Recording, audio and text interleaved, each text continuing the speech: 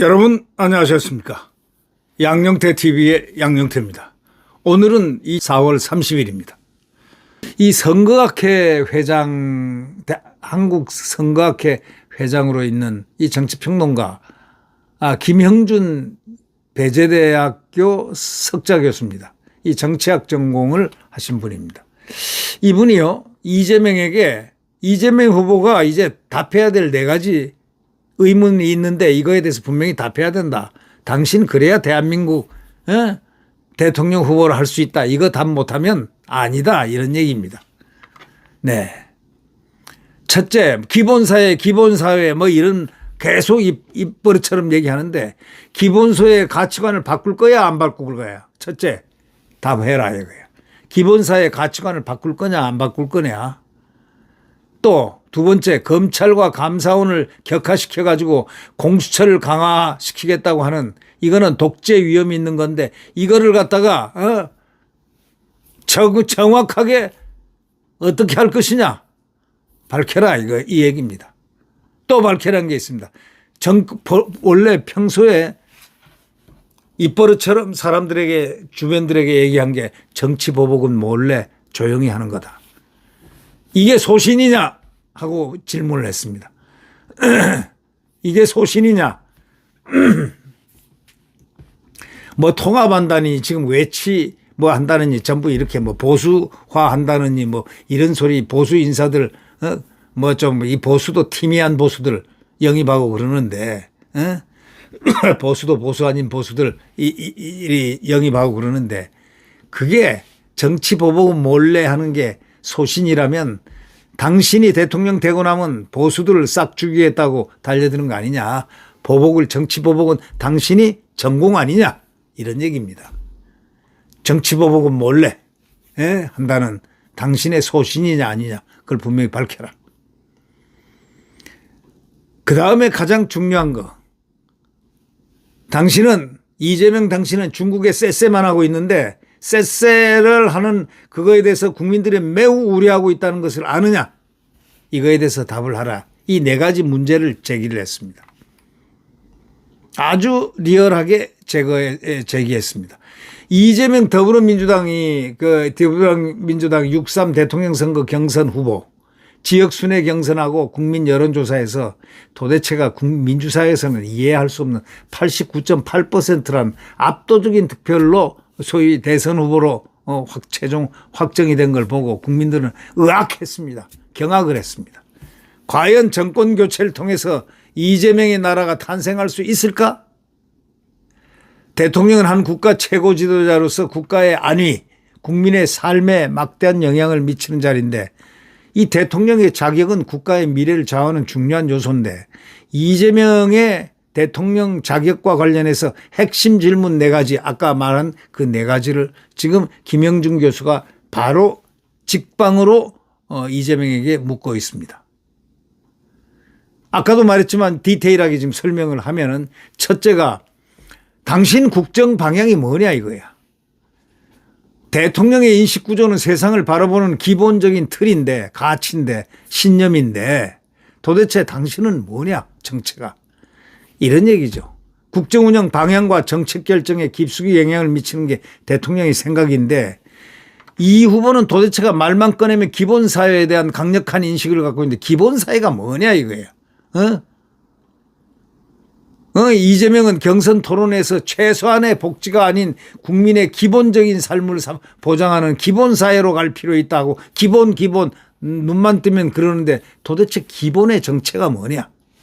기본소득과 관련해서 포기한 건 아니라고 했는데 이재명이가 기본사회에 대한 이런 인식을 집권하면 또 결국 정책 목표 설정, 우선순위 결정에 대한 지대한 영향을 미칠 텐데 그 핵심과 기업과 시장이 아니라 국가가 주도한 강력한 부흥책을 통해서 경제를 키우겠다는 소위 국가 주도 성장 아니냐 이거야. 만약에 그렇다면은 국가 주도로 한다면 모든 거 다 빼앗고 국영으로 다 하겠다.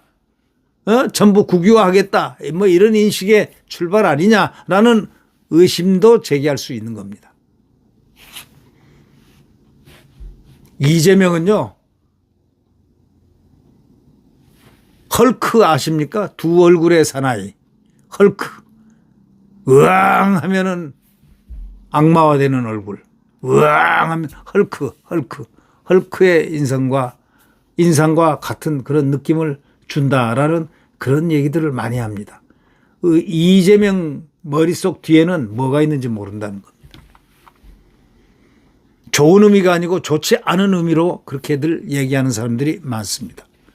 둘째는 뭐냐, 권력기관 운영의 원칙이 뭐냐 이거야. 민주당과 이재명은 방첩사령부, 가장 대한민국의 이 뇌수와 같은 방첩사령부를 없애버리고 감사원 국회를 통제하고 검찰의 공소청을 격하고 고위공직자 범죄수사처를 강화시키고 오히려 오동훈이가 있는 그 주구처럼 일을 했던 대통령을 갖다가 완전히 불법으로 감금하고 불법으로 체포하고 했던 이 오동훈이가 그 공수처가 그걸 강화를 시키는 이유가 뭐냐. 기획재정부 예산 편성권을 대통령실로 이전한다. 그게 주머니 쌈짓돈을 만든다는 거 아니냐 이거야. 대통령이 마음대로 주물럭주물럭 야 얼마 퍼줘. 추진하려고 하는데 도대체 이게 무슨 얘기냐 이거야. 방첩사 해체로 간첩수사를 어렵게 하고 국회 승인을 받아야만 또 감사를 허용하도록 해서 감사원이 정권 견제를 불가능하게 만들려고 하는 이유가 뭐냐. 아주 날카롭게 이 김영준 교수가 이재명에게 질문하고 있습니다. 대통령실이 퍼주기식 예산을 주도해서 국민 혈세를 포퓰리즘 도구로 삼을 수 있게 된다 이거야. 공수처를 강화한다는 것은 정권 보유용 도구로 더 정교하게 만든 그 소위 옛날로 따지면은 아니 나치스로 따지면은 뭐가 될까요? 비밀경찰? 이게 뭡니까? 뭘 만들겠다는 거예요? 공수처를 강화한다는 건. 정권 보유용 도구 아니냐 이런 뜻이죠. 게슈타포?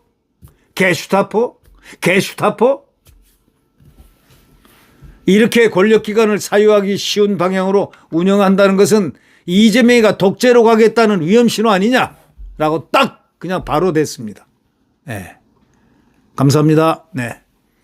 셋째, 국민 통합 구상은 뭐냐? 이재명이가 수락연설에서 더 낮은 자세로 정치의 사명이자 대통령의 제1과제인 국민 통합 책임을 확실하게 완수하겠다 이렇게 얘기했는데 그는 민주주의 복원이 국민 통합의 길, 성장 회복이 국민 통합의 길, 격차 완화가 국민 통합의 길이라고 좋은 말은 다 갖다 붙였는데 그러나 국회에서 다수의 폭정으로 의회 민주주의를 훼손하고 반기업, 반시장 입법과 분배에 치중해가지고 성장의 발목을 잡고 자신의 사적 이익을 위해서 공적 시스템을 무너뜨려 평범한 국민의 평등의 격차를 벌리고 있는 이재명이가 지금까지 그걸 보여줬다 이거야. 그런데 자신의 사적 이익을 위해서 이 공적 시스템을 무너뜨려 평범한 국민의 평등의 격차를 전부 벌리고 있는 이재명이 과연 국민 통합을 위해서 추진할 자격이 있냐? 없다 이런 얘기입니다. 이재명은 정치보복은 하지 않겠다고 밝혔는데 그건 말뿐이다 이거예요. 그러나 과거에 당신은 이렇게 얘기했지 않냐 이게. 정치보복은 꼭 숨겨놨다가 나중에 몰래 하는 것이 정치보복이라고 입버릇처럼 얘기했지 않냐 이거야. 정치보복은 꼭 숨겨놨다가 나중에 몰래 하는 이런 거 보면 말이죠.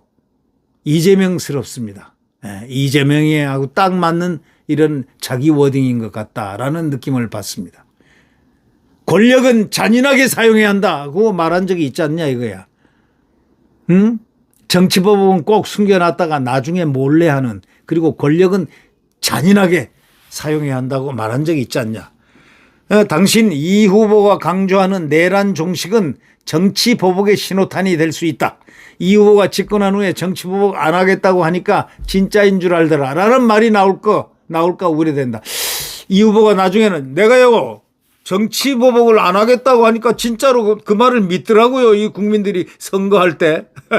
그래서 내가 딱 선거 치르고 내 진짜 마음을 보여주겠습니다. 바로 보복합니다. 이렇게 얘기한다는 뜻이죠. 네. 이건 뭐냐? 이런 얘기 있었지 않습니까? 2022년인가요? 지방선거 할 때 안동 근방에 갔어요. 자기 고향 근방에 딱 가가지고 이재명이가 연설을 하면서 말이죠. 나는 박근혜를 존경합니다. 존경합니다. 하고 거기서 박근혜 대통령을 존경한다고 하니까 그때 민심이 싹 돌아가 있었을 텐데 존경한다니까 그래 진짜?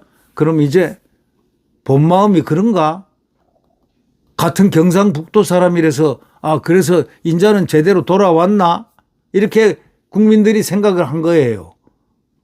그러고 그러자 이제 좀 사람이 모였습니다. 근데 그 3일 뒤인가 이틀 뒤인가 전라도 광주에 갔어요. 광주가 뭐 어디 가가지고 거기서 연설을 딱 하니까 야 너는 말이야 막 유권자들이 얘기합니다. 경상도에서 너 박근혜 존경한다며 가 뭐 등등 뭐 야유가 많이 나올 거 아닙니까? 딱 그러니까 유명한 말이 있죠. 이재명이가 이렇게 얘기했습니다. 제가 말이죠. 거기에 가서 예 맞아요. 박근혜 제일 존경한다고 얘기했어요. 그런데 말이죠. 그 사람들이 내가 그렇게 얘기하니까 진짜인 줄 믿더라고요. 진짜 존경하는 줄 알고 믿더라고요. 참. 그러니까 그러면 그렇지 하고 박수를 쳤다는 거 아닙니까? 이런 실화를 갖다가 두고 여러분들은 어떻게 생각하겠습니까? 이재명의 말을 믿습니까? 라고 질문하는 게 지금 김형준 교수입니다. 네. 넷째는 뭐냐? 대한민국 외교안보 핵심 원칙이 뭐냐? 얘기하라 이거야. 민주당이 지난해 12월 윤석열 대통령 1차 국회 탄핵소추안에 일본 중심의 기이한 외교, 북한, 중국, 러시아 적대시 외교를 탄핵 사유로 삼았다. 이렇게 분명히 얘기했다고요. 북한, 중국, 러시아 적대시하는 외교를 탄핵 사유로 삼았고 탄핵소추안에 일본 중심의 기이한 외교 이걸 문제를 삼았다 이거야. 이거에 대해서 영국 이코노미스트지가요. 미국 관리들은 새로운 민주당 정부가 중국에 굽실거리고 윤 대통령 아래서 번성했던 한미일 3자 협력 관계가 종식될 것을 우려한다라고 기사화했습니다. 그런데 이재명은 왜 중국을 찝쩍거려요? 그냥 쎄쎄하면 되지 않습니까? 중국을 찝쩍거리지 마라. 쎄쎄하면 되는 거 아니냐 하고 굴종적 자세를 보인 그것은 유명한 그의 말입니다. 그때 말한 게 또 한 가지가 있죠.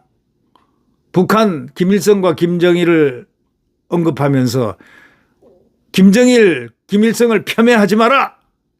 우리 왜 북한 뭐 이러면서 얘기를 하다가 딱 중단을 한 거. 예. 이 후보는 왜 중국을 찝쩍거려요? 그냥 쎄쎄하면 된다 하는 굴종적 자세를 공개적으로 얘기했습니다. 예. 이재명이는 위장평화쇼라고 비판받는 판문점 선언 7주년을 앞두고 문재인 대통령과 김정은 위원장이 군사분계선을 넘는 모습에 세계가 감동했고 평화는 생존이고 번영이다. 이런 입장을 분명히 밝혔습니다. 자, 북한이 2018년 4월 27일 판문점 선언 이후 핵과 미사일을 고도화한 상황에서 장밋빛 대북 정책에 미몽에서 깨어나지 못한 자가 바로 이재명이다. 이런 얘기입니다. 자, 이 후보와 자신이 공언한 진짜 대한민국을 만들려면 발상의 전환을 하지 않으면 거짓말이다. 이런 얘기입니다. 성장을 기반으로 국정을 운영하고 권력의 사유화를 단호히 배격하고 진정성 있게 국민 통합을 이루고 대한민국의 품격과 안보를 강화할 수 있는 실천 가능한 그런 이야기를 좀 해봐라. 지금 말하는 건 전부 다 허구다. 이런 얘기. 네? 실천 가능하고 실효성 있는 담대한 구상들을 다시 제시해라. 지금까지 얘기한 건 아니다 이거야. 아니다. 거짓이다. 이런 얘기가 배어있는 김영준 배재대 석좌 교수의 지금 이재명을 향한 4가지 질문입니다. 여기에 답하라. 답 안 하면 가짜다. 이런 얘기입니다. 여러분, 이제 선거가 앞으로 다가섰습니다. 이제 이재명과 싸울 사람을 우리는 만들어내야 됩니다. 김문수 씨는 아주 순수하고 깨끗한 정치인으로, 청렴한 정치인으로 소문이 나 있습니다. 하여튼 대한민국이 절대로 극좌파들에게, 반국가 행태를 보인 자들에게 선택의 기회를 주면 안 될 것입니다. 네, 구독 버튼과 엄지를 눌러주시면 대단히 감사하겠습니다. 안녕히 계십시오.